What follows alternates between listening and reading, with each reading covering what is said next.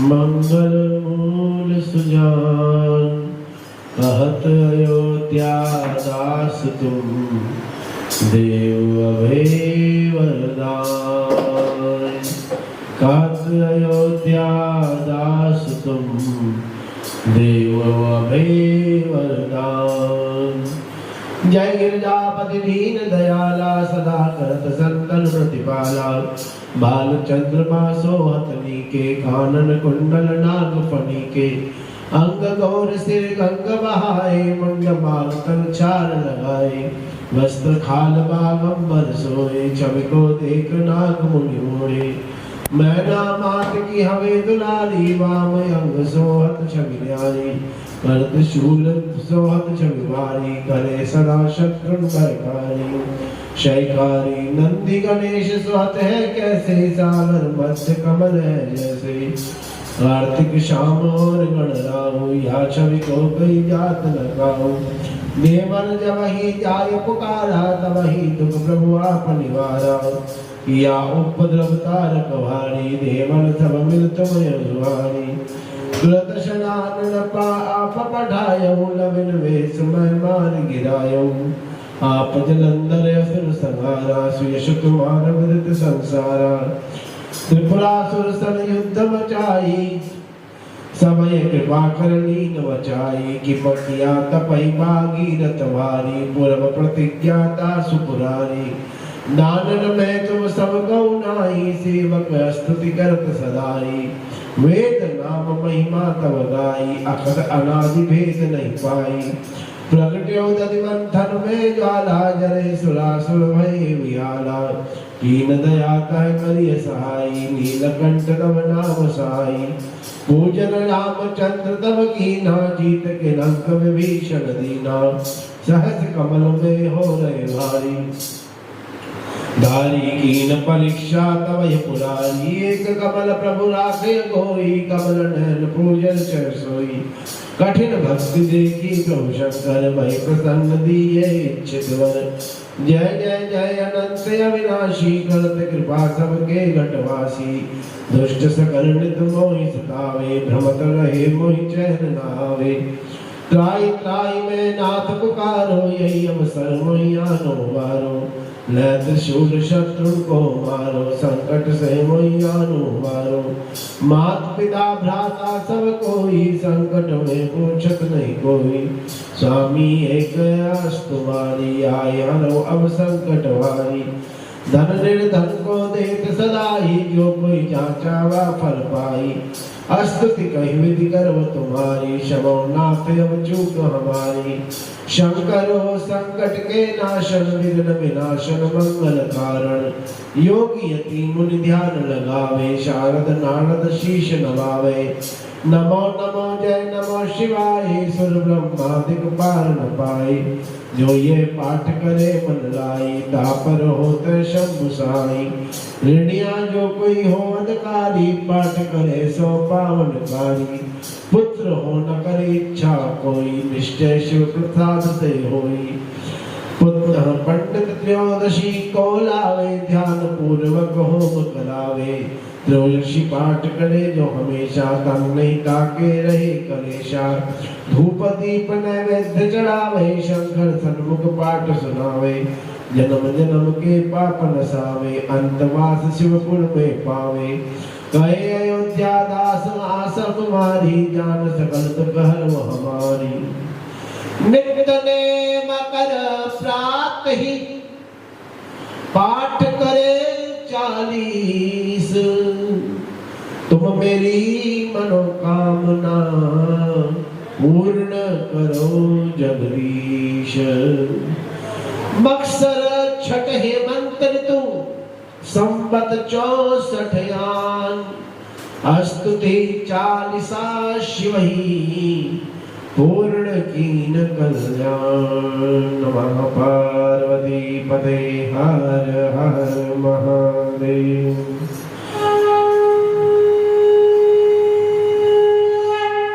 श्री गिरिजापति मंदिकर चरण मध्य शिरनाय। कहत अयोध्या दास तुम मोह पर हो सहाय। के नंद की सवारी नाग सिंहिकार धारित संत सुखकारी नीलकंठ त्रिपुरारी है। गले मुंड माला भारी सिर सोहे जटाधारी वाम अंग में बिहारी गिरजा सुतवारी है। के दानी बड़े भारी शेष शारदा पुकारी काशीपति मद नारी कर त्रिशूल चक्रधारी है। कला उजियारी लख देव सो निहारी यश गावे वेद चारी सो हमारी रखवारी है। कि शंभु बैठे मृग चाला अंग हो रहे निहाला पीवे भंग का पियाला ही अंग पे चढ़ाए हैं।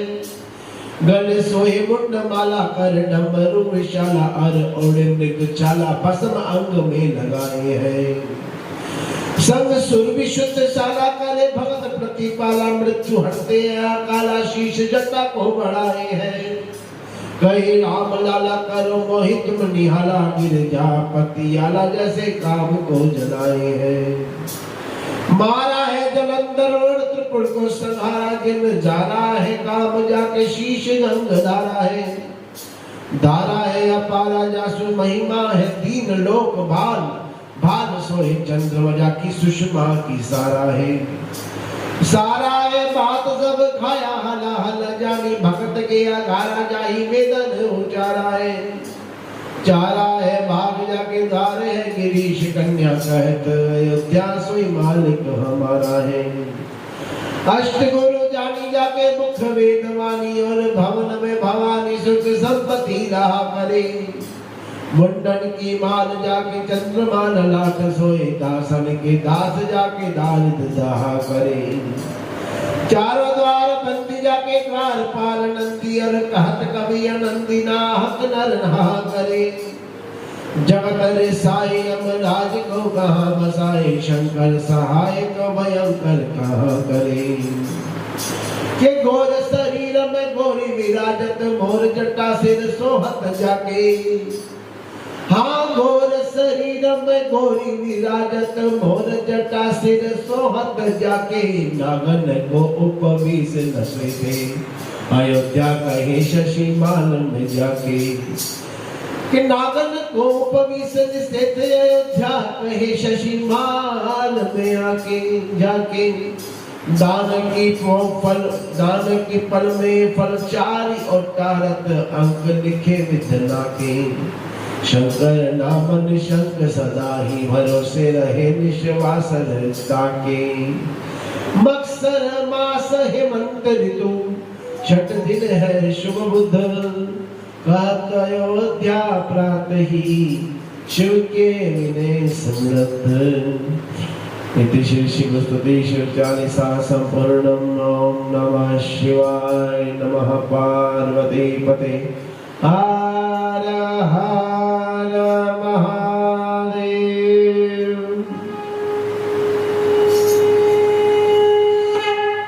अर्णव नृत्य करके शिव जी को संतुष्ट किया।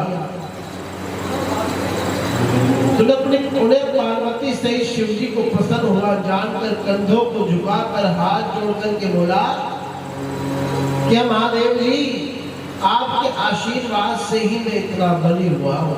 इसलिए आप मेरा ये वचन सुने कि शंकर जी आपने जो मुझे ये 1000 भुजाएं दी है ना इन्हें मैं लेकर क्या करूं। युद्ध के बिना इन पर्वत के समान भुजाओं से क्या लाभ है। मैं जब इन पुष्ट भुजाओं की खुजली मिटाने के दिग्गजों से युद्ध करने की इच्छा से गया था। पर्वतों को चूर्ण करने की इच्छा से गया तो मैं डर से भाग गए। मैंने यम कुबेर इंद्र वरुण दैशती सबको जीत कर देने वाला बना दिया। अब आप ही एक ऐसे हैं जिनको कोई जीत नहीं सकता। अतः आप मुझे उस युद्ध का समय बताइए जिससे ये भुजाएं शत्रुओं के अस्त्रों से जर्जरीभूत हो और यह सहस्त्रबाहु शत्रुओं के हाथ से गिरे और शत्रुओं को गिराए जिससे मेरे मनोरथ पूर्ण हो सके। तो सनत कुमार जी कहते हैं कि ये सुनकर भगत भयहारी भगवान शंकर जी क्रोधित हो बड़ा अट्टहास कर हंसने लगे और फिर उससे बोले, शिव जी बोले कि रे दैत्यराज, नीच अहंकारी, तुझे धिक्कार है। भगत बलि के कुल में उत्पन्न होकर तुझे ऐसी बात करनी उचित नहीं है। तू शीघ्र ही इस अहंकार से शांति पाएगा और मेरे ही समान किसी दूसरे बलि से अकस्मात तेरा प्रचंड युद्ध होगा। फिर तेरी एक पर्वताकार भुजाएं मंदार की लकड़ी के समान कटकर पृथ्वी पर गिर पड़ेगी। जब तेरी स्थापित शस्त्रशाला में वायु का उत्पात होगा तब जानना कि तेरा भयंकर समय आ गया है। फिर अपनी समस्त सेना लेकर संग्राम में जाना। अब तू उस घर में जा जहाँ शिव जी विद्यमान है। नमः पार्वती पते हर हर महादेव। कि ऐसा कहकर भक्तों पर दया करने वाले भगवान शंकर जी मौन हो गए। ये सुन बाणासुर ने दिव्य पुष्पों से भगवान शंकर की पूजा कर उन्हें प्रणाम किया और पुनः अपने घर आया। फिर कुंभांड से ये सब वृत्तांत है उस समय की प्रतीक्षा करने लगा। एक समय देव योग से बाणासुर अपनी ध्वजा को स्वयं भग्न हुआ देख प्रसन्न हो युद्ध करने लगा। उसकी समस्त सेना उसके साथ हुई और ये देखने लगा कि मुझसे कौन रण प्राणगत योद्धा यहाँ से युद्ध करने आवेगा। भला ऐसा कौन है जो मेरी इन 1000 भुजाओं को आंख के काष्ठ के समान काटेगा। और इसी समय शिव प्रेरित काल वहां पर आ पहुंचा जहां बाणासुर की पुत्री सुंदर वेश बनाए हुए खड़ी हुई। अब देखिए वैशाख का महीना था जब रात्रि में भगवान विष्णु की पूजा कर स्त्री भाव में प्राप्त और गुप्त अंतःपुर में सो रही थी। तब दिव्य माया के वशीभूत तथा अनाथ के समान सोती हुई उस कन्या के पार्वती के भेजे हुए कृष्ण के पुत्र ने जाकर उसके साथ बलात्कार से भोग किया और पुनः द्वारका में चला आया। तब अपने को दूषित हुई जानकर वह अपनी सखियों को कुवाच्य कहकर शरीर त्यागने चली। इस पर कुंभांड पुत्री चित्रलेखा ने जो उसे उसकी पूर्व कथा सुनाई तो वह फिर अपने उसी गुप्त पति को प्राप्त होने का उपाय सोचने लग गई। चित्रलेखा ने समझा बुझा कर उसे मरने से बचाया और उसकी रक्षा हो गई। चित्रलेखा ने एक वस्त्र पर सब देवताओं, गंधर्वों, सिद्धों, नागों और ईश्वादिकों का चित्र खींचा। मनुष्यों में उत्तम आनंद रुदबी राम कृष्ण और प्रद्युम्न का चित्र बनाया। तब अनिरुद्ध के चित्र को देखकर उषा लज्जित हो नीचे मुख कर मन में बहुत ही प्रसन्न हो गई तथा चित्रलेखा से बतला दिया कि इसी पुरुष ने रात्रि में मेरे मन को चुराया है। तो इस पर चित्रलेखा ने उसका नाम वंश कहकर उसकी कुलाधिका का वृतांत सुनाया, जिसे सुनकर बाणासुर की पुत्री मुग्ध हो गई। वो अपनी सखी से उसके पाने की उत्कंठा प्रकट करने लगी और बोली, चाहे जैसे भी हो तुम उसको यहाँ लेकर मुझे खुश करो। मंत्री कन्या चित्रलेखा विस्मित हो उसे लाने का विचार करने लगी। उसमें मन के समान गमन करने की शक्ति थी। ज्येष्ठ का महीना कृष्ण पक्ष की चतुर्दशी को वह योगिनी द्वारका पहुंची। अनिरुद्धा अंतपुर में बाग में माधवी लताओं के मध्य पीकर वहां पड़ा हुआ था और चित्रलेखा तामस योग से अंधकार कर उसका खाट उठा अपने सिर पर रक्षण मात्र में ही शोणितपुर आ गई। उस उषा आश्चर्यचकित हो उससे काम क्रीड़ा करने लगी, परंतु जो ही उसने क्रीड़ा करना आरंभ किया तो ही इसकी जानकारी सबको हो गई। द्वार पर स्थित द्वारपालों ने इसकी सूचना बाणासुर को दे दी। कन्या का दूषण सुनकर बाणासुर को बड़ा आश्चर्य हुआ। नमः पार्वती पते हर हर महादेव। जय शंकर जय शंकर शंकर जय शंकर कैलाशपति। जय शंकर जय शंकर शंकर। जय गोरा गोरा जय गोरा माँ पार्वती। जय गोरा गोरा। जय शंकर शंकर शंकर जय शंकर कैलाशपति। जय शंकर शंकर जय गोरा गोरा जय गोरा माँ पार्वती। जय गोरा गोरा जय गोरा माँ पार्वती। जय शंकर शंकर जय शंकर कैलाशपति। जय शंकर शंकर जय शंकर। हर हर महादेव शंभो काशी विश्वनाथ गंगे। हर हर काशी विश्वनाथ गंगे। काशी विश्वनाथ गंगे।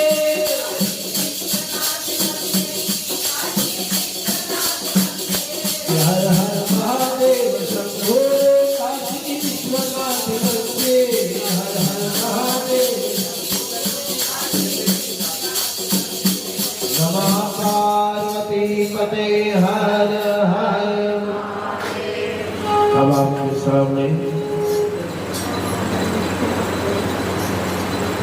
अनिरुद्ध बाणासुर युद्ध तथा उषा विहार की कथा सुनाई जाएगी।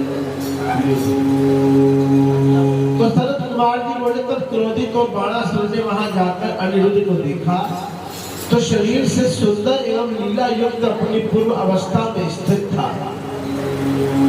तब क्रोध से व्याकुल और युद्ध में निपुण दैत्य ने अनिरुद्ध को दुष्ट और मूर्ख कहकर के युद्ध के लिए ललकारा और कहा कि तूने मेरी पुत्री के साथ बलात्कार क्यों किया।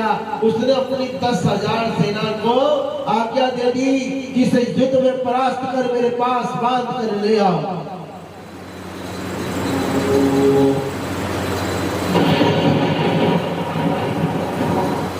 इस प्रकार शत्रु की सेना को गरजती हुई देखकर अनिरुद्ध ने अंतपुर में द्वार पर स्थित विकट पारिक को हाथ में उठा लिया और काल के समान उषा के ग्रह से निकल वहां आए और बाणासुर के सेवकों को मारा। फिर उषा के पास अंतपुर में लौट गया। शिवजी के बड़े हुए तेज से उसने 10,000 सेना को मार डाला। फिर बाणासुर ने अपने युद्ध प्रवीण मंत्री कुंभांड को बुला अनिरुद्ध से युद्ध करने को भेजा, परंतु अनिरुद्ध को शिवजी से सर्वथा रक्षित था, जिससे उसने फिर बाणासुर के हाथी घोड़ों रथों और इस प्रकार सशस्त्र 10,000 सैनिकों को मार उनका संहार कर दिया। इस पर बाणासुर स्वयं घोड़े पर बैठकर उससे युद्ध करने आया। कपट युद्ध किया, कभी प्रकट और कभी गुप्त हो युद्ध करने लगा। अनिरुद्ध आश्चर्य में पड़ गया तो बाणासुर ने नाग काश से बांध उसे एक पिंजड़े में डाल दिया। फिर क्रोधित हो अपने सारथी से उसका सिर काटने को कहा। उसने कहा, इसने मेरे कुल को दूषित किया है, इसलिए बलात्कार का यही फल उसे मिलना चाहिए। इसका शरीर काट राक्षसों को दे दो, तो इस पापी को ऋणों से व्याप्त गहरे कुएं में डाल दो।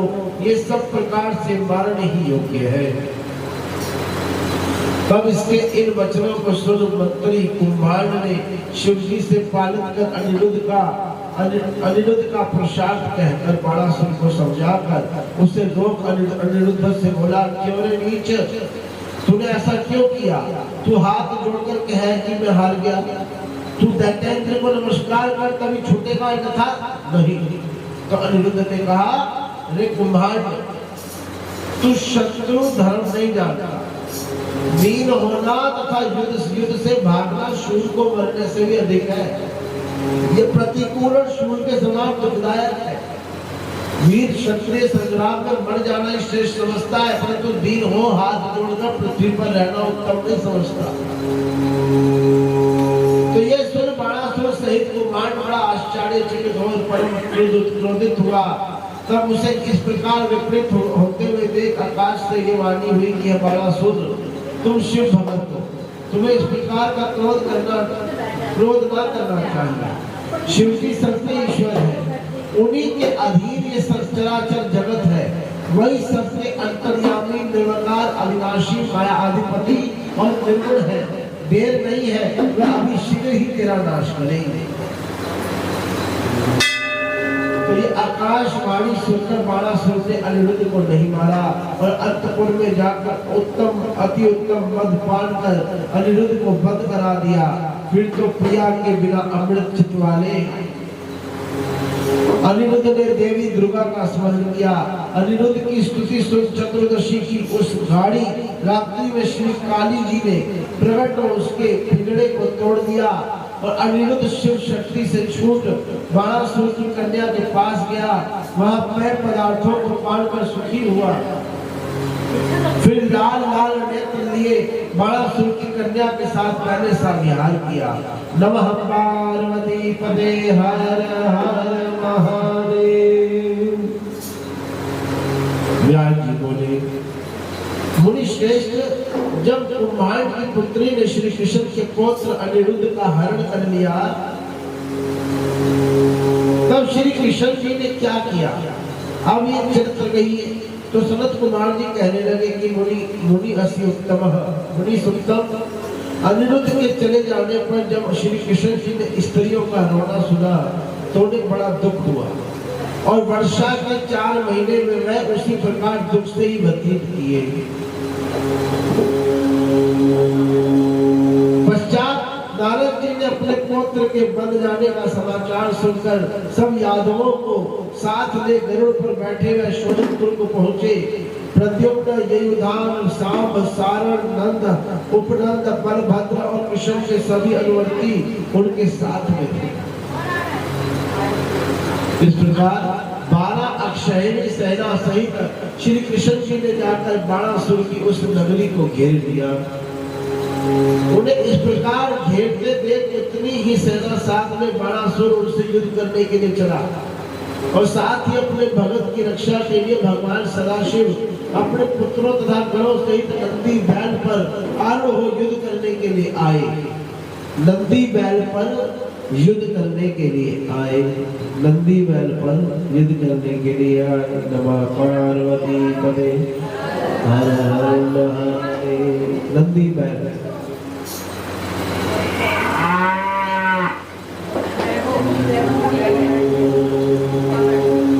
रुद्र और कृष्ण आदि का अद्भुत रोमहर्षण युद्ध हुआ। कृष्ण का शिवजी से, प्रद्युम्न का कुम्हांड से, कूप का कर्ण से, बाण पुत्र का सांब से, बाण का सत्यकी से और गरुड़ का नंदी से युद्ध हुआ। इस प्रकार सारे यदुवंशियों का बाणासुर के वीरों के साथ अलग अलग और सम्मिलित भयानक संग्राम हुआ।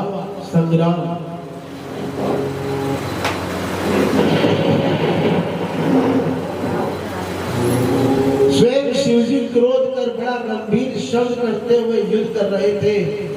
ब्रह्मास्त्र से ब्रह्मास्त्र तथा अन्य शस्त्रों से शस्त्र लड़ रहे थे।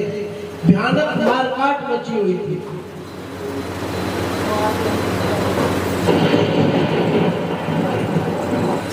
इसमें श्री कृष्ण जी की सेना नष्ट हो रही थी। शिवजी के तेज से उनके सैनिक युद्ध में ठहर ना पा रहे थे।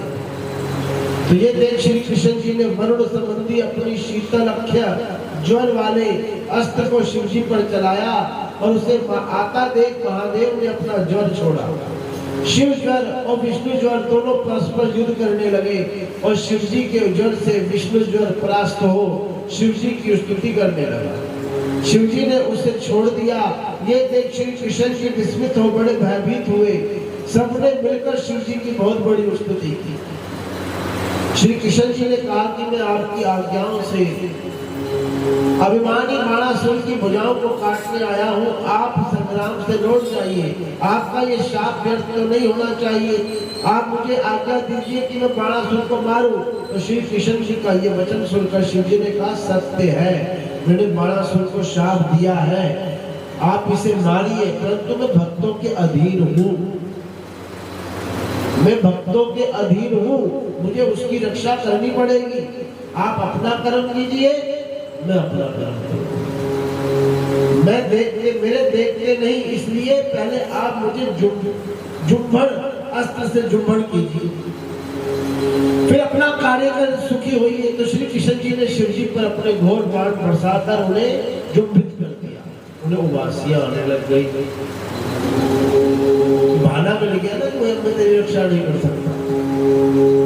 जब शिव जी मोहित हो युद्ध से रुक गए, तब श्री कृष्ण जी ने बाणासुर की भुजाओं को काट दिया। नमः पार्वती पते हर हर महादेव।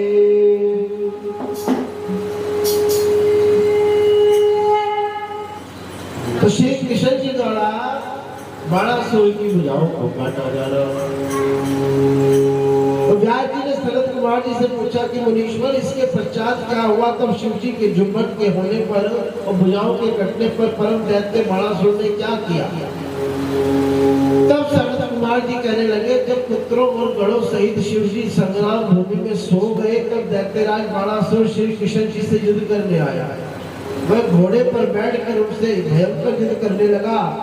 अब शिव जी का बल पाकर श्री कृष्ण जी को बाणासुर को तीर के समान जानकर अपना शांत धनुष उठाकर उससे घोर बाण बरसाने लगे,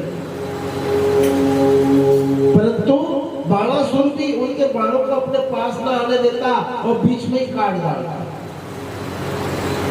उसने अपने चारों ओर के शत्रुओं को मार काट कर संहार कर दिया। संपूर्ण यादव कृष्ण का स्मरण करते हुए मूर्छित हो गए। बलराम आदि सब यादवों ने क्रोधित हो बड़ी व्याकुलता से बाणासुर के योद्धाओं को मारा। बहुत समय तक भयानक युद्ध हुआ, इसे सुनने वाले भी आश्चर्य करते और उसके पश्चात गरुड़ ने बड़े वीरता से प्रदर्शित की और उन्होंने अपने पंखों के प्रहार से बाणासुर की समस्त सेना को चूर्ण कर दिया। बोली गरुड़ भगवान की जय। बाण भी शिव जी के यादवों सहित गरुड़ को गिन गिन कर अलग अलग उन सब पर अपने बाणों का प्रहार किया। एक एक बाण सबको मारा तो ये देख द्वारकाधीश परम क्रोधित हो गर्जने लगे। फिर भगवान शिव जी को स्मरण कर अपने प्रचंड बाण चला, उसके रथ घोड़े और धनुष आदि को मार काट कर पृथ्वी पर गिरा दिया। बाण ने अपनी गदा से श्री कृष्ण जी को ऐसा ताड़ित किया कि वह महात्मा पृथ्वी पर गिर पड़े, परंतु शीघ्र उठ शिव जी से बल प्राप्त कर उस बड़ी बाणासुर के साथ बहुत काल तक युद्ध किया और जो ही भगवान शिव जी की आज्ञा से अवसर पाया तो ही उसकी भुजाओं को काटना आरंभ कर दिया। जब उसकी श्रेष्ठ चार भुजाएं रह गई, तब भगवान श्री कृष्ण जी शिव जी की कृपा से स्वतंत्र हुए। अब उन्होंने अपना सुदर्शन चक्र चलाकर बाणासुर का सिर काटना चाहा। तब तक भगवान शिव जी ने उसके समक्ष आकर मना कर दिया। शिव जी की आज्ञा से श्री कृष्ण जी रुक गए और शिव जी ने उनकी बाणासुर से मित्रता करा दी और बाणासुर श्री कृष्ण जी को अपने अंतःपुर में लिवा ले गया। वहां अपनी कन्या को अनिरुद्ध के लिए देकर बहुत से रत्नादि सहित श्री कृष्ण जी का स्वागत किया और श्री कृष्ण जी अपनी पौत्र वधू और पौत्र अनिरुद्ध को साथ ले कुटुंब सहित द्वारकाधीश आए और द्वारका में अनेक उत्सव मनाए गए। नमः पार्वती पते हर हर महादेव। जय शंकर जय शंकर शंकर जय शंकर कैलाशपति। जय शंकर जय शंकर शंकर जय गोरा गोरा जय गोरा पार्वती। जय गोरा गोरा जय शंकर शंकर जय शंकर कैलाशपति।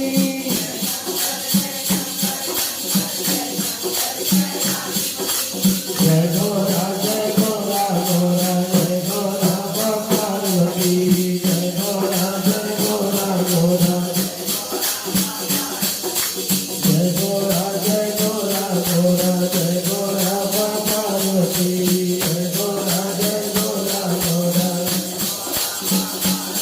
नमः पार्वती पते हर हर महादेव।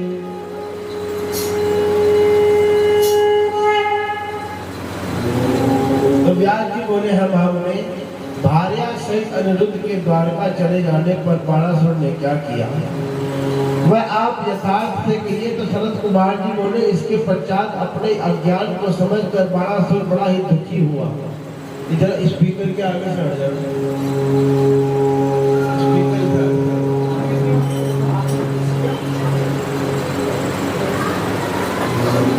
इसको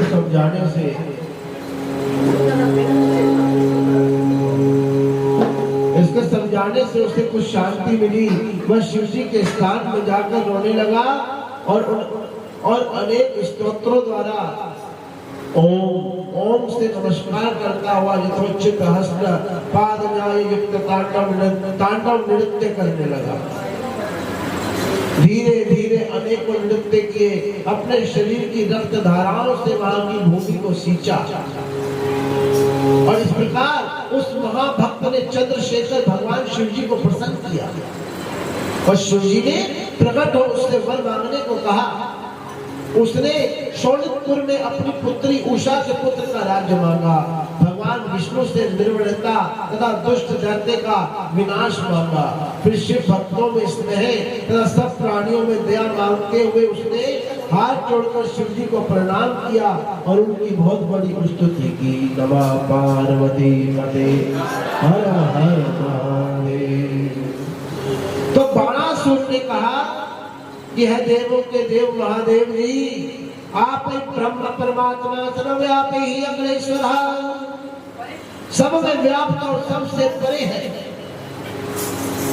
यह प्रभु आपने मुझ पर ये बड़ी कृपा की है, तो मेरा गर्व नष्ट कर दिया है। महेश्वर, आप सब जीवों द्वारा नित्य उपासना करने योग्य है।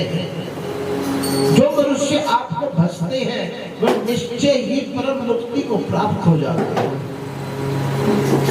बोलिए मुक्तिनाथ भगवान की जय। तो ऐसी स्तुति कर बाणासुर प्रेम से प्रफुल्लित हो अपने सारे अंगों को झुकाकर प्रणाम कर मौन हो गया और शिव जी ने प्रसन्न होकर कहा अभी सभी वर प्राप्त होंगे। ऐसा कह भगवान शिव जी अंतर ध्यान हो गए और शिव जी के प्रसाद से बाणासुर ने महाकाल तक प्राप्त कर बहुत बड़ी प्रसन्नता पाई। नमः पार्वती पते हर हर महादेव। जय शंकर शंकर जय शंकर कैलाशपति जय शंकर शंकर जय गोरा गोरा गोरा जय गोरा गोरा जय गोरा पार्वती जय शंकर शंकर जय शंकर कैलाशपति जय गोरा गोरा जय गोरा हर हर महादेव शंभो काशी विश्वनाथ बंदे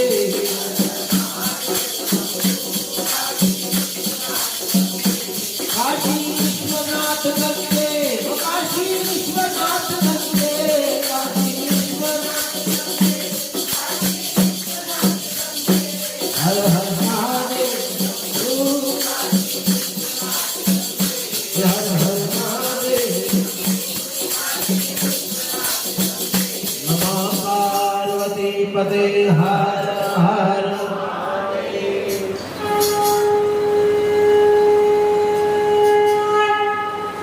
तो सनत कुमार जी बोले कि व्यास जी अब आप शिव जी के उस चरित्र को सुनना, अब शिव जी के तो उस चरित्र को सुनाता हूँ जिसमें उन्होंने दानवेंद्र गजासुर को त्रिशूल से मार दिया था तथा जब देवताओं की हितार्थ देवी ने महिषासुर को मारा था और जिसका बदला लेने के लिए उसके महावीर पुत्र गजासुर ने उग्र तप कर ब्रह्मा जी से वर प्राप्त किया था। जब इस प्रकार ब्रह्मा जी से वर प्राप्त कर वह अपने स्थान को आया तब उसने सब दिशाओं तीनों लोगों सहित देवता असुरों, मनुष्यों, इंद्रादिकों सहित सब गंधर्वों और सर्पों को भी जीतकर उनके तेज की हरण कर लिया, उनके तेज को हरण कर लिया। इतने देवताओं को अपने चरणों में गिराकर प्रणाम कराया और सबको प्रचंड आज्ञा देकर महेंद्र पर्वत पर जाकर क्रीड़ा करना आरंभ किया। जब वह विषय लोलुप हो गया, शास्त्रों का उल्लंघन कर अपनी बुद्धि को पाप में बना लिया, पृथ्वी पर जितने भी तपस्वी ब्राह्मण थे, महिषासुर का पुत्र उन्हें दुख देने लगा। वह पूर्व बैर का स्मरण कर धर्मात्माओं को अत्यंत कष्ट देने लगा। जब असुर एक समय नंदन वन में गया तो उसके आतंक से वहां रक्षा करो, रक्षा करो, रक्षा करो ऐसा शब्द होने लगा, परंतु वह दैत्य सबको कष्ट ही देता रहा। और इस प्रकार जब वह काशी नगरी में आया तो उसने पराजित इंद्र आदि सब देवता भागकर शिव जी की शरण में गए और प्रणाम कर बहुत बड़ी स्तुति की। काशी में विश्वनाथ विराजे, नंदा ब्रह्मचारी, भोगानंदा ब्रह्मचारी, नित्य उपभोग लगावे, शिव जी के दर्शन पावे, गोराती को शीश नवावे, महिमा अति भारी, ओम हर हर नमः पार्वती पते। तब शिवजी कुपित हो हाथ में त्रिशूल ले उस दैत्य को मारने चले। उसने शिवजी से बड़ा युद्ध किया और तलवार लेकर भगवान शिवजी के ऊपर दौड़ा और शिवजी ने त्रिशूल उठाकर उसका सिर छेदन कर दिया, परंतु उसने उसे अपना छत्र माना और शिवजी की बहुत बड़ी अनेक स्तुतियां करने लगा। शिवजी शीघ्र ही प्रसन्न हो उसे वर देने लगे तो उसने कहा, यदि आप प्रसन्न हैं तो मुझे मार मेरी इस देह के चर्म को अपना ओढ़ना बना लीजिए, अपना कृतिवास नाम कीजिए। तो शिवजी ने तथा अस्तु, ऐसा ही होगा कहकर उसने उस शरीर को काशी क्षेत्र में मुक्तिदायक ज्योतिर्लिंग बना दिया। बोले विश्वनाथ भगवान की जय। तो उससे कृतिवासेश्वर हुए। फिर शिवजी ने गजासुर के उस विस्तृत चरण को ग्रहण कर अपना आच्छादन दे दिया, अपना आसन बना दिया। बड़ा महोत्सव हुआ, काशीवासी बड़े प्रसन्न हुए। सब देवताओं ने शिवजी को नमस्कार कर बहुत बड़ी स्तुतियां की। तो गजासुर के वध से देवता शांत हुए। जो प्रेम सहित इस आख्यान को पढ़ता है, सुनता है, सुनाता है, वो बड़ा सुख पाता है तथा अंत में मोक्ष का भागी भी होता है। नमः पार्वती पदे। हर शंकर जय शंकर कैलाशपति।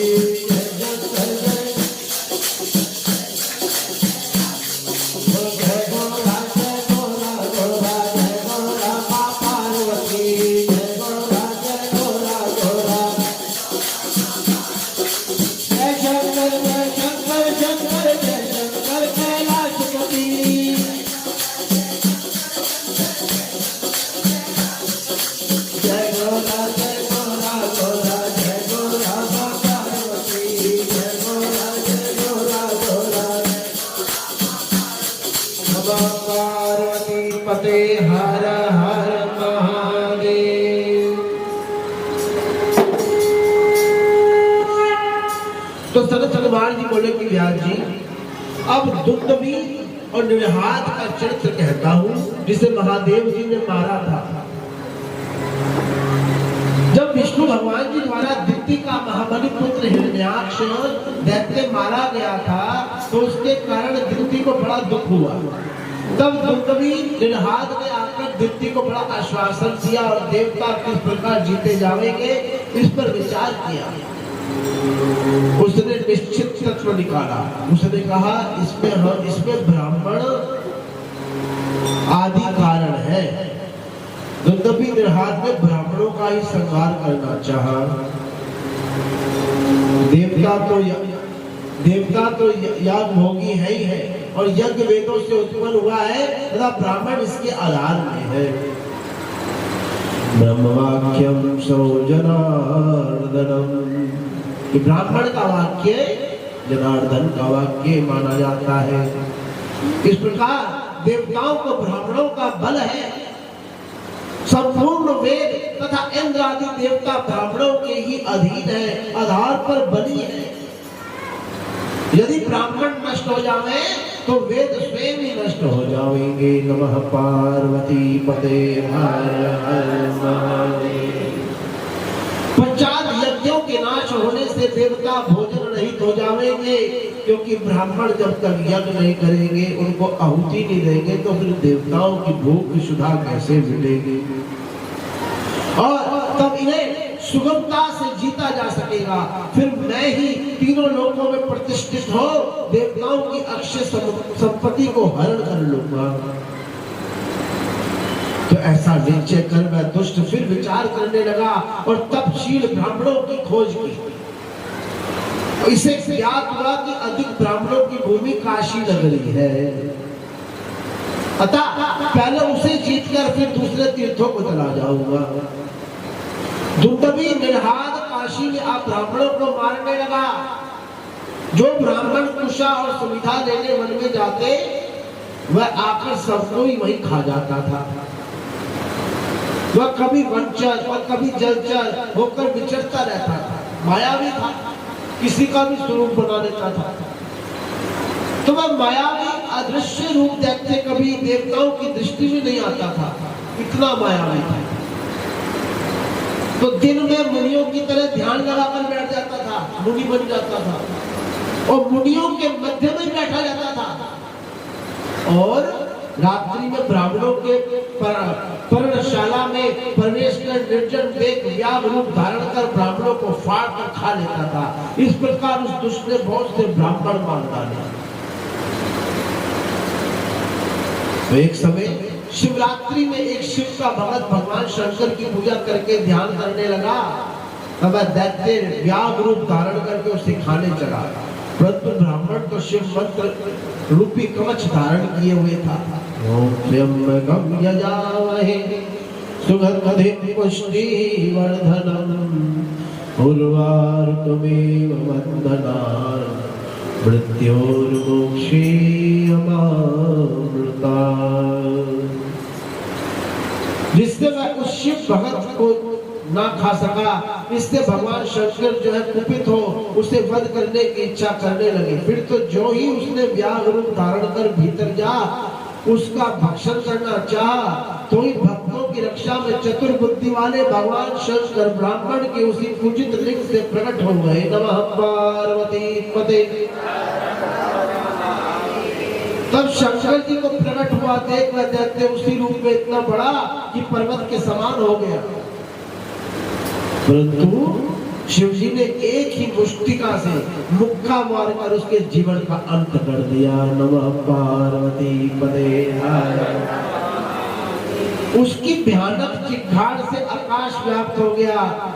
ईश्वर उस मरे हुए व्याघ्र को अपनी बगल में दबा लिए और मुनियों ने एकत्रित हो जय जय शब्दों में शिव जी की बहुत बड़ी स्तुति की। श्री गौरी शंकर खड़े हैं किंकर, दर्शन आप कराएंगे। सास आशा कर रहे अब सागर पार हो जाएंगे। त्राहि माम कृपा कीजिए, गोविंद गुण ही गाएंगे। श्री आरती देकर स्तुति करके चरणों में शीश झुकाएंगे। श्री गौरी शंकर खड़े हैं किंकर, दर्शन आप कराएंगे। नमः पार्वती पते। भक्तों की रक्षा के लिए बहुत बड़ी प्रार्थना की। चंद्रशेखर भगवान ने प्रसन्न हो ब्राह्मणों से तथा अस्तु कह उन्हें निर्भय किया और कहा कि जो मनुष्य श्रद्धा पूर्वक मुझे इस रूप में देखेंगे ना, उनके दुखों को मैं अवश्य ही दूर करूंगा। पश्चात देवताओं और मुनियों ने अंजलि बांध कर बड़े प्रेम से सुंदर सुंदर वाणियों में भगवान शिव जी की अलग अलग प्रकार से बहुत बड़ी स्तुतियां की। जो मनुष्य इस यागीश्वर के चरित्र को सुनता अथवा अन्य को सुनाता है, जो अपना सब मनोरथों को प्राप्त होता है, उसके समस्त दुख दूर हो जाते हैं तथा वह अंत में मोक्ष का भागी भी होता है। और वह स्वर्गदायक, यशदायक, आयु, पुत्र पुत्रों की बुद्धि करने वाला, शिव जी का ये चरित्र उन्हें प्रसन्न करने वाला, कल्याण रूप ब्रह्म ज्ञानदायक, विकार हरता तथा परम रमणीय है। नमः पार्वती पते। जय शंकर जय शंकर शंकर जय शंकर कैलाशपति, जय गोरा गोरा गोरा। जय शंकर शंकर जय शंकर कैलाशपति, जय गोरा गोरा जय गोरा बाबा। हर हर महादेव शंभो, काशी विश्वनाथ गंगे।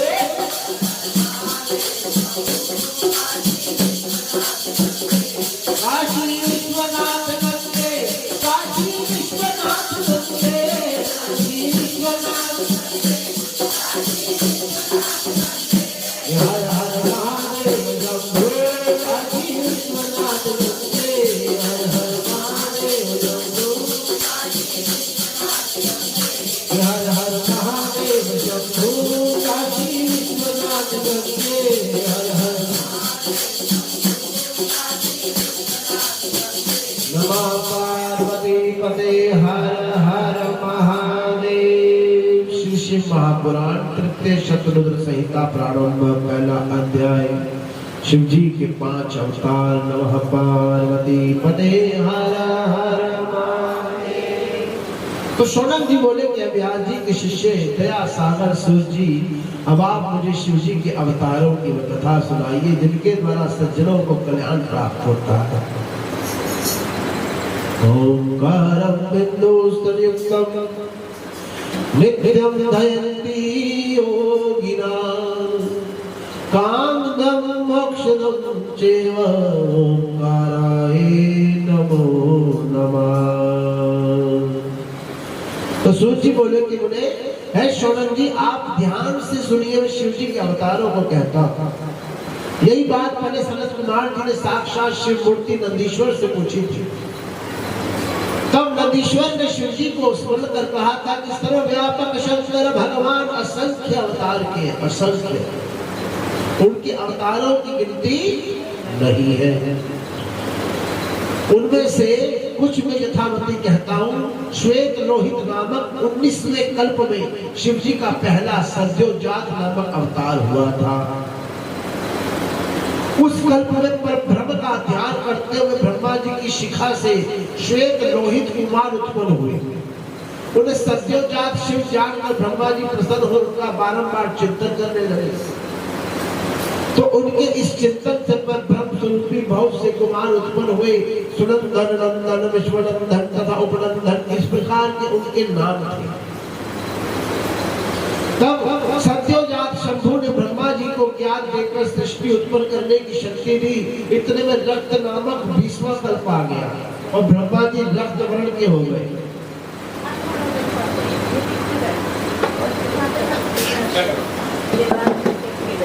फिर उनके वैसा ही लाल नेत्रों वाला रक्त वर्ण का एक पुत्र उत्पन्न हुआ।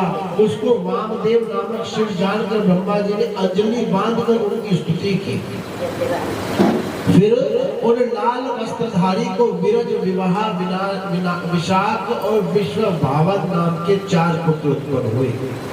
पश्चात उन वामदेव शंकर ने ब्रह्मा जी को सृष्टि करने की आज्ञा दी। वामदेव का अवतार समाप्त हुआ। पश्चात 21वां पीतावास नामक कल्प आया और भगवान ब्रह्मा जी ने पीला वस्त्र धारण किया तथा पुत्र की कामना की। कामना करते ही एक महातेजस्वी दीर्घ भुजा वाला कुमार उत्पन्न हो गया और उसे भी उन्होंने शिव का अवतार जाना और शिव गायत्री जपने लगे। फिर तो इसके भी समीप से बहुत से दिव्य कुमार प्रकट हुए। यहाँ तत्पुरुष अवतार समाप्त हुआ और इसके पश्चात शिव नामक कल्प हुआ और ब्रह्मा जी हजारों वर्ष तक फिर पुत्र की चिंता करते रहे। तब कृष्ण वर्ण के एक तेजस्वी कुमार ने जन्म लिया। तो इस अघोर और घोर पराक्रमी कृष्ण एवं अद्भुत देवेश को देखकर ब्रह्मा जी प्रणाम करने लगे। फिर प्रिय वाणी से उन्होंने उस अवतार की बहुत सी स्तुतियां भी की। पश्चात उनके समीप कृष्ण के 4 महात्मा कुमार प्रकट हुए, जिनका नाम था कृष्ण शिखर, कृष्णास्ते और कृष्ण कंठधारी हुआ। ये सभी अव्यक्त नाम से तेजस्वी और शिव स्वरूप ही थे। इन्होंने भी ब्रह्मा जी की सृष्टि विस्तार के लिए अद्भुत घोर नामक योग को किया। इस प्रकार अघोर अवतार समाप्त हुआ। पश्चात परम अद्भुत विश्वरूप नामक कल्प हुआ, जिसमें ब्रह्मा जी के चिंतन से सरस्वती का प्रादुर्भाव हुआ। ओम सरस्वती महादेवी वरदे कामरूप रूपरी विश्वरूपी विशाला अपि देविद्या परमेश्वरी हंसवती तमोयुक्ता विद्यादान करो नमः। सरस्वती महादेवी तुम दाता याचका इमं कंठे निवसन्तु ज्ञानम दे दया करो।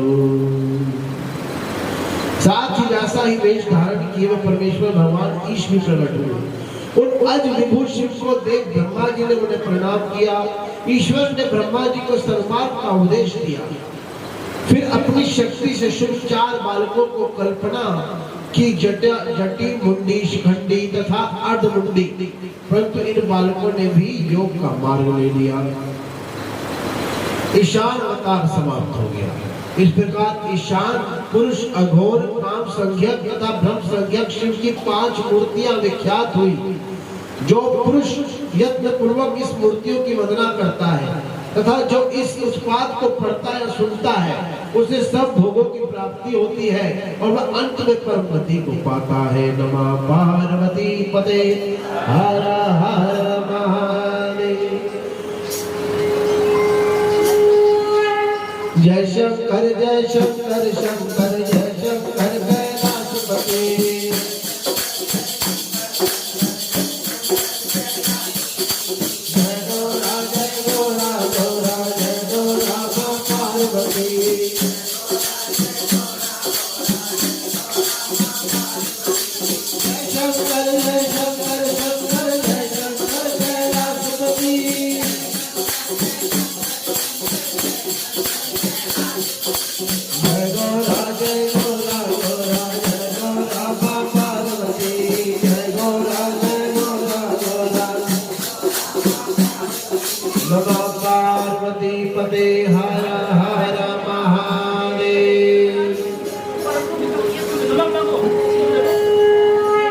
नंदीश्वर बोले कि शिव जी के अवतारों को सुनो।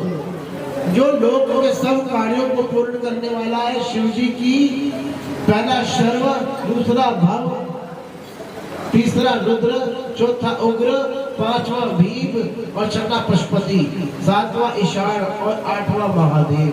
ये 8 मूर्तियां सूत्र में मणियों के समान पिरोई हुई है और भूमि जल अग्नि पवन आकाश सूर्य चंद्र क्रमशः उसमें अधिष्ठित है। शास्त्रों का कहना है कि शंकर महेश विशंभर के रूप में इसी प्रकार चराचर जगत को धारण कर रहे हैं।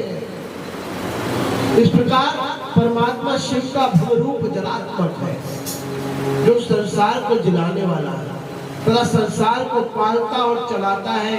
वह शिव का उग्र नामक रूप है। फिर शिव जी का एक आकाशात्मक भीम रूप भी है, जिससे राग समुदाय का भेदन होता है। ये सब आत्माओं का अधिष्ठाता है।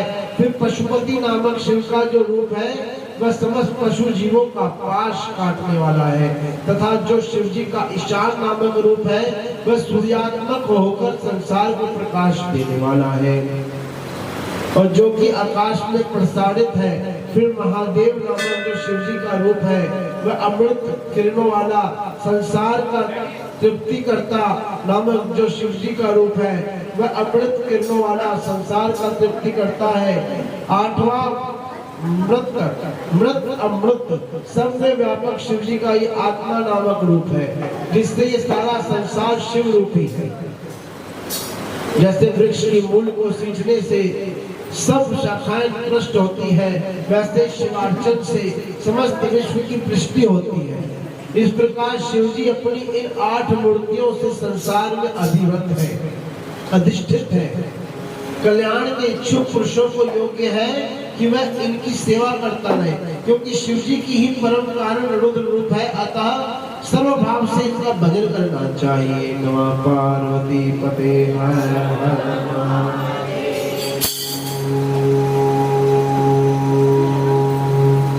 नंदीश्वर बोले कहता सुनो, अब शिव जी का अर्धनारीश्वर रूप वर्णन करता हूँ। बोली अर्धनारीश्वर महादेव की जय। जब ब्रह्मा जी की रची हुई सृष्टि में विस्तार नाम आया तो उन्हें बड़ी चिंता हुई। तब उनको चिंतित देख आकाश से ये वाणी हुई कि ब्राह्मण चिंता न करो और मैथुनी सृष्टि रचो। तब ब्रह्मा जी ने मैथुनी सृष्टि निर्माण करने का विचार किया, परंतु उन्हें तो एकमात्र शिव जी का ही आधार था और अभी तक शिव जी से स्त्रियों का कुल प्रकट नहीं हुआ था। इस कारण उन्हें इस कार्य में सफलता न मिली, किंतु उन्हें यह विश्वास था कि बिना शिव जी के प्रभाव से प्रजा न उत्पन्न होगी। अतः उन्होंने तप करने का विचार किया। निरंतर पार्वती जी सहित शिव जी के ध्यान से वह शिव शीघ्र ही प्रकट हो गए। तब परम शक्ति युक्त शंकर को प्रकट हुआ देख ब्रह्मा जी उन्हें दंडवत प्रणाम कर हाथ जोड़कर स्तुति करने लगे। तब देवादिदेव महादेव बड़े प्रसन्न होकर मेघ के समान इस प्रकार गंभीर वाणी बोले कि वत्स है मेरे पुत्र ब्रह्मा, है महाभाग, मैं तत्व से तुम्हारे मनोरथों को जानता हूँ। प्रजा वृद्धि के लिए तुमने अब तक तप किया है, इससे प्रसन्न हो मैं तुम्हें वर देने आया हूँ। ऐसा कहकर भगवान शिव जी ने अपने शरीर के भाग से शिवा देवी को पृथक कर दिया, अलग कर दिया। तब उन परम शक्ति को शिव से पृथक हुआ देख विरात्मा ब्रह्मा प्रणाम कर उनकी इस प्रकार स्तुति करने लगे। शिवे है देवी, आपकी इन्हीं पति ने मेरी रक्षा की है, जिन परमात्मा शिव जी से ही समस्त सृष्टि का सर्जन हुआ है। मैं बारंबार सब देवताओं को अपने मन में जानता हूँ, परंतु वे मेरी सृजित वृद्धि को नहीं धारण करते।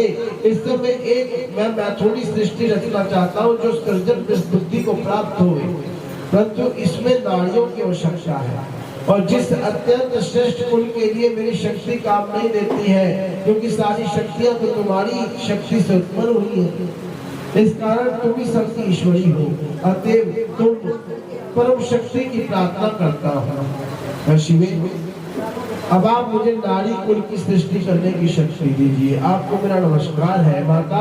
है शिव प्रिय, ये सारा चराचर शिव जी को ही जानिए। है पद्मेश्वरी, मैं एक और वर तुमसे मांगता हूँ, वह कृपा कर मुझे दीजिए। है जगत माता, आपको नमस्कार है। सर्वज्ञ है संसार की माता शिवे, आप अपनी उस एक ही समर्थक से चराचर संसार की वृद्धि के लिए मेरे पुत्र दक्ष की पुत्री हो जाइए। तब ब्रह्मा की इस याचना को सुनकर देवी परमेश्वरी ने कहा कि ऐसा ही होगा। ऐसा कहकर उन्होंने ब्रह्मा को अपनी शक्ति दी। जगतमयी शिवा ने तत्काल उस शक्ति के भोग के बीच से अपने ही समान कांतिमान वाली एक दूसरी ही शक्ति का निर्माण किया। तो उस शक्ति को देखकर कृपा सागर लीला बिहारी शिव जी ने हंसकर जगत माता से कहा कि देवी तपशील लीला बिहारी शिव ब्रह्मा के और मनोरथों को सिद्ध करो। तो शिव जी के वचनों को सुनकर शिरोधार्य कर ब्रह्मा के वचन से उन्होंने दक्ष की पुत्री होना भी स्वीकार किया और शिव के शरीर में समा गई। समर्थ शिव जी अंतर ध्यान हो गए और इसी दिन से संसार में स्त्री का भाग देना निश्चित हुआ। आनंद मग्न ब्रह्मा ने मैथुनी सृष्टि आरंभ की और ये अत्यंत श्रेष्ठ शिव जी का आख्यान मैंने तुमसे कहा, जो अर्धनारीश्वर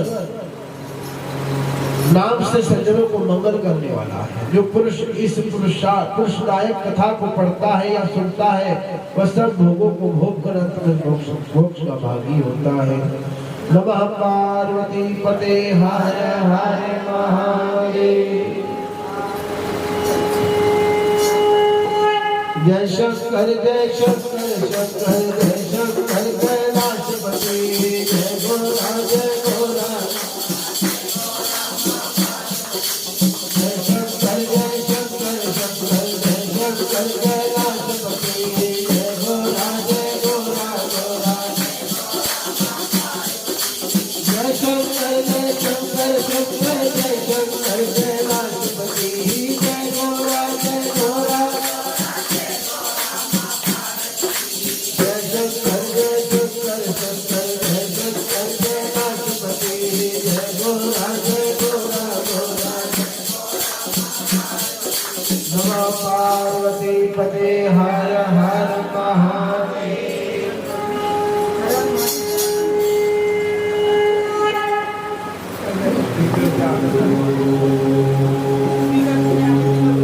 कपिलेश्वर बोले कि है सर्वज्ञ, सनत कुमार द्वारा रुद्र से कहा हुआ शंकर का चरित्र निरंतर ब्रह्मा को सुखदायक है। शिव जी बोले कि ब्रह्मा 7वें मनवंतर में 12 कल्प होगा, जिसमें कल्पेश्वर भगवान प्रकट होकर सब लोगों के प्रकाश करने वाले होंगे और तुम गावस्वत मनु के परपोते होंगे। और उन मनवंतर में 4 युग होंगे और द्वापर के अंत में ब्राह्मणों के हितार्थ में उत्पन्न होगा।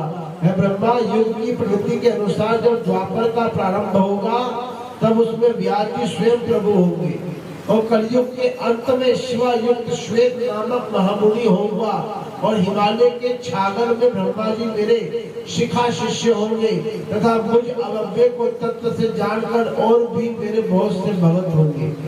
फिर द्वापर में सत्य नामक प्रजापति होंगे, कलयुग में सुतारी नाम से प्रसिद्ध होगा तथा उस युग में बहुत से देवयज्ञ ब्राह्मण मेरे शिष्य होंगे, जैसे दुंदुभि, शतरूप, तुषिक और केतु। फिर ये चारों भी ध्यान योग से मेरे पुर को प्राप्त हो जाएंगे। इसी प्रकार जब द्वारका का तीसरा चरण होगा तब भार्गव व्याप्त होंगे और मेरे पुर के समीप ही वह दमन नाम से प्रसिद्ध होंगे तथा वहां मेरे विशोक आदि 4 पुत्र उत्पन्न होंगे।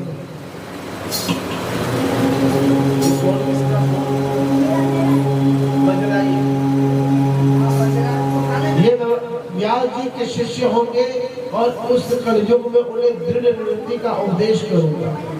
फिर चौथे द्वापर में अंगरा जी व्याप्त होंगे, उस समय में सुहोत्र नाम से प्रकट होगा। वहां भी मेरे 4 पुत्र होंगे, वह चारों भी महात्मा हो जाएंगे, जिनका नाम सुमुख, दुर्मुख और दुर्धम और दुरितक्रम होगा। और उस समय भी मैं व्यास जी के शिष्यों की सहायता करूंगा। इसके पश्चात 5वें द्वापर में सविता नामक व्यास और मैं कंक नामक योगी एवं तपस्वी होगा तथा सनक, सनंदन, सनातन और सनत कुमार ये 4 पुत्र होंगे। फिर 6वें द्वापर में लोकों के कर्ता तथा वेद विभाग करता मृत्यु नामक व्यास होंगे और लोकाक्षी नाम से व्यास जी की सहायता के अर्थ निवृत्ति मार्ग को प्रक्षय होगा। और इसी प्रकार जब नवा द्वापर आएगा तब शाश्वत नाम वाले व्यास जी होंगे, उनके ध्यान से ऋषभ नाम से प्रकट होगा तथा वहां भी मेरे पराशर, गर्ग, भार्गव तथा गिरीश ये 4 श्रेष्ठ योगी शिष्य होंगे, जिनके साथ में योग मार्ग से ही दृढ़ करूंगा। इस प्रकार मैं व्यास जी की बहुत सी सहायता करूंगा तथा बहुत से दुखी भक्तों का उद्धार भी करूंगा। मेरे इस ऋषभ नामक अवतार से संसार का बहुत कल्याण होगा। मेरे उस अवतार में भद्रायुध नामक राजा का पुत्र जो कि श्वेत ज्ञान उपदेश कर ऋषभ जी संतुष्ट देंगे तथा उसके मृतक पुत्र को जिला देंगे। इस प्रकार उनके दिव्य अवतार के प्रभाव से कितने ही सत्पुरुषों को सुमति प्राप्त होगी और ऋषभ जी का ये चरित्र परमवती को देने वाला है। नमः पार्वती पते हर हर महादेव।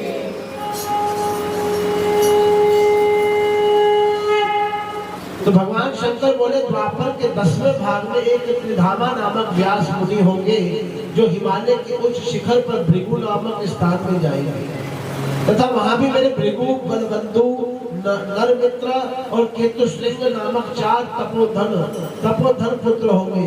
और मैं कलयुग में गंगा के द्वार में तप नाम से प्रकट होऊंगा, तब वहां पर भी मेरे 4 दृढ़ व्रतधारी पुत्र उत्पन्न होंगे।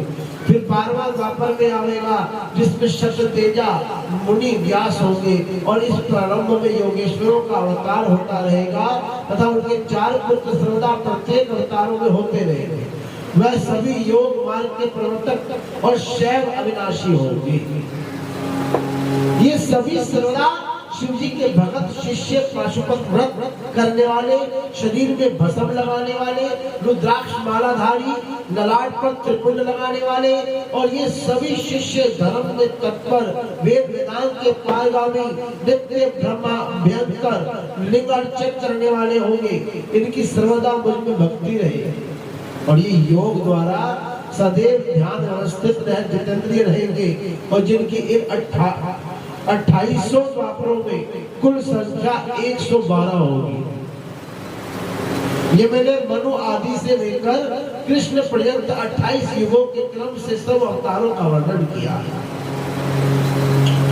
अब इन सब के अंत में जब कृष्ण द्वैपायन व्यास होंगे तब ये श्रुतियों से ब्रह्म लक्षणों से युक्त वेदांत शास्त्र का वर्णन करेंगे। ब्रह्मा जी से ऐसा कहकर देवेश्वर महेश्वर के देखते देखते शीघ्र ही वहां से मुक्त हो गए। नमः पार्वती पते हर हर महादेव। जय शंकर शंकर जय शंकर कैलाशपति जय गोरा जय गोरा। जय शंकर जय शंकर कैलाशपति जय गोरा जय शंकर जय शंकर जय शंकर कैलाशपति जय गोरा जय गोरा गोरा। हर हर महादेव शंभो काशी विश्वनाथ गंगे हर हर। काशी विश्वनाथ गंगे काशी विश्वनाथ गंगे काशी विश्वनाथ हर हर महादेव शंभो काशी विश्वनाथ गंगे हर हर। हर हर महादेव शंभो। नमः पार्वती पते हर हर महादेव।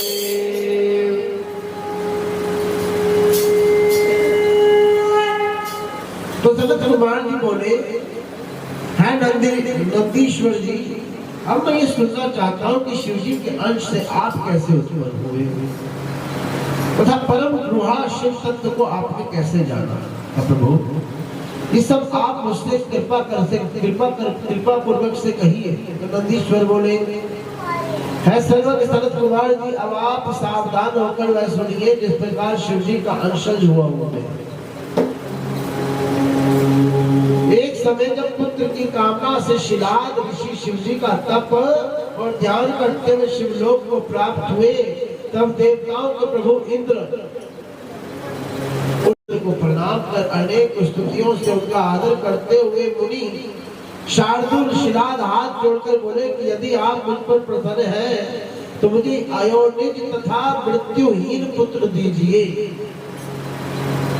जो कभी मृत्यु को प्राप्त न कर सके। इंद्र ने कहा, नहीं, मैं तुम्हें योनिज और मृत्यु संयुक्त ही पुत्र दूंगा, क्योंकि मृत्युहीन तो कोई नहीं होता। हानि लाभ जीवन मरण यश अपयश विधि हार, ये उस विधि के हाथ में है। हरि ब्रह्मा आदि भी तो मृत्यु वाले ही है, फिर अन्य देवताओं को तो कहना ही क्या है। जब ये दोनों ऋषि महादेव जी के अंग से उत्पन्न हुए, मृत्यु संयुक्त है और उनकी भी आयु निर्धारित है, तब तुम अयोनिज पुत्र की कामना कैसे रखते हो? इसकी आशा त्याग दो और अपने ही योग्य पुत्र ग्रहण करो। हाँ, यदि देवेश्वर रुद्र प्रसन्न हो जाए तो वह अयोनिज मृत्यु रहित पुत्र तुझे दे सकते हैं, एक उन्हीं के हाथ में है। मैं ब्रह्मा या विष्णु तो नहीं दे सकते। तो इंद्र उस ब्राह्मण से ऐसा कहकर देवताओं सहित अपने लोक को चले गए। 50 शिलाद ने महादेव जी की आराधना की। और कितनी आराधना की? 1000 वर्ष तक घोर तपस्या। उनके शरीर पर दीमके तक भी चढ़ गई, मिट्टी बन गई दीमकों की। मांस, रुधिर और त्वचा से हीन उनके शरीर में अस्थि मात्र शेष रह गया। तब शिव जी ने उन्हें अपना रूप दिखाया। तब जाकर बोले, नमः पार्वती पते।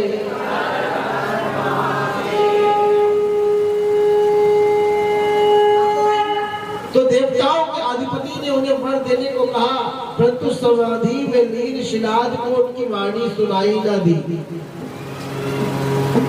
शिव जी कहते हैं, वर देने आया, उनको सुनाई नहीं दिया शिलाद जी को। जब शिव जी ने अपने शुभ करों से, अपने हाथों से उन्हें स्पर्श किया, तब उनकी समाधि टूटी। तो उन्होंने नेत्र खोल कर देखा तो उमा सहित भगवान शिव जी वहां खड़े हुए हैं। नमः पार्वती पदे।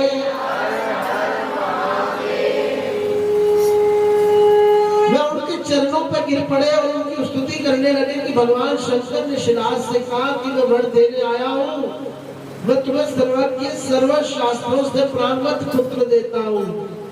तो शिलाद ने गदगद कंठ और सजल नेत्रों से हाथ जोड़कर कहा कि महादेव जी यदि आप मुझ पर प्रसन्न हैं और वर देना चाहते हैं तो अपने समान में मृत्यु रही तो अयोनिज पुत्र ही दीजिए, वही वर मुझे चाहिए। तो त्र्यंबकेश्वर भगवान शंकर जी ने कहा कि एवं नमः पार्वती पदे, अर्थात ऐसा ही होगा। तो ऐसा कहे शंकर भगवान जी अंतर ध्यान हो गए और शिलाद ने अपने स्थान में जाकर सब वृतांत ऋषियों से कहा। फिर यज्ञ के लिए आंगन खोदने लगे। फिर तो उसी समय उनकी आज्ञा से मैं उनका पुत्र रूप होकर प्रलय अग्नि के समान देवी समान दिव्यमान होकर प्रकट हुआ। तो देवताओं ने फूल बरसाए, ऋषियों और गंधर्व आदिकों ने गुणगान किया। संपूर्ण ब्रह्मा आदि देवता अपनी स्त्रियों सहित विष्णु शिव और अंबिका आदि सब स्थान पर आए। वहाँ उत्सव हुआ, अप्सराएं नाचने लगी और सब प्रसन्न हो मेरी लिंग मूर्ति स्थापित कर पूजा करने लगे। शिलाद की भी सबने प्रशंसा की, शिव पार्वती की भी स्तुति हुई। फिर शंकर पार्वती जी भी पधारे। मेरे पिता शिलाद ने मुझे 3 नेत्र वाला चतुर्भुज जटा मुकुटधारी बालक देखकर बड़ी प्रसन्नता प्रकट की। मैं त्रिशूल आदि शस्त्र धारे दीप्तिमान और सब प्रकार से रुद्र रूपी तथा प्राणम में प्रकट हुआ। मुझे देखकर सबने आनंद का अनुभव किया, सभी ने प्रणाम किया। तब शिलाद ने ये कहकर कि यह सुरेश्वर तुमने मुझे आनंद दिया है, इस कारण तुम्हारा नाम नंदी होगा। बोले नंदीश्वर भगवान, तुम देवताओं को भी आनंद देने वाले हैं, अतएव तुम जगदीश्वर को मेरा नमस्कार है। इस प्रकार मेरे से शंकर जी को प्रणाम कर मेरे पिता अपनी पर्ण कुटी में गए और उन्हें बड़ी प्रसन्नता हुई। नंदी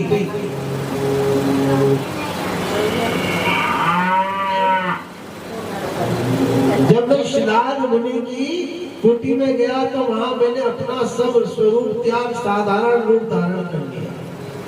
मुझे साधारण मनुष्य के रूप में देख मेरे पिता रोने लगे और उन्हें बड़ा दुख हुआ, परंतु पुत्र का प्रेम ही तो था। शंखलायन के पुत्र ने मेरे पिता ने सब जात कर्म आदि संस्कार किया और मुझे 7 वर्ष की अवस्था में सप्त वेदों और शास्त्रों को संगोपांग पढ़ा दिया।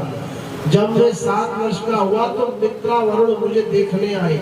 जब मेरे पिता ने उनका सत्कार कर बैठाया तो वह महात्मा मुझे बारंबार देखने लगे और मेरे पिता से बोले कि तात, ये नंदी नामक तुम्हारा बालक तो बहुत थोड़ी अवस्था वाला है, इसने इतने ही समय तक समस्त शास्त्रों को कैसे पढ़ लिया? इसके समान तो मैंने कोई बालक ही नहीं देखा। परंतु अब तो इसकी 1 ही वर्ष की आयु और बची है।